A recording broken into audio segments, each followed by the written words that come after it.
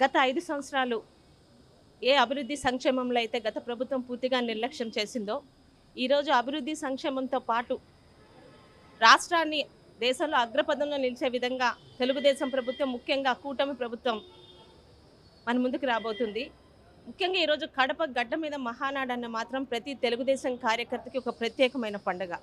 5 సంవత్సరాలు కార్యకర్తలే పార్టీని ధైర్యంతో ముందుకు నడిపించారు. ఆ కార్యకర్తలందరూ కూడా ఈరోజు ఉప్పెనలాగా మహానాడుకి వచ్చారు.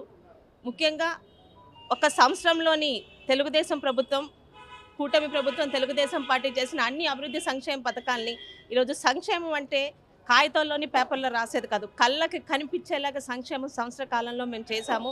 రోడ్లు కానీ, ఇతర ఇన్ఫ్రాస్ట్రక్చర్ కానీ, ఈరోజు సంక్షేమ పథకాలు కానీ, అభివృద్ధి పథకాలు కానీ, వీటన్నిటి మీద కూడా అన్ని వర్గాలకి తెలుగుదేశం పార్టీ అంటేనే సమాజ సమీకరణతో ముందుకు వెళ్తుంది. అన్ని వర్గాలకి, ఇటు యువతకి, ఇటు మహిళలకి, ఇటు రైతులకి, ఇటు ఆడపిల్లలకి, ప్రతి ఒక్కరికి కూడా అందుబాటులో ఉండేలాగా అనేక రకమైన సంస్కరణలతో ముందుకు రాబోతున్నాం. ముఖ్యంగా యువ నాయకత్వం నారా లోకేష్ గారి సారథ్యంలో తెలుగుదేశం పాయింట్ వర్షన్ 3.0 లాగా ఆయనతో పాటు యువతకి ప్రాధాన్యత ఇస్తూ కార్యకర్తే అధినేత, తెలుగుదేశం పార్టీలో మొదటి ప్రముఖమైన పాత్రని కార్యకర్తగా ఇవ్వబోతున్నామన్న మెసేజ్ని ఈరోజు ప్రజల్లో తీసుకెళ్ళబోతున్నామండి.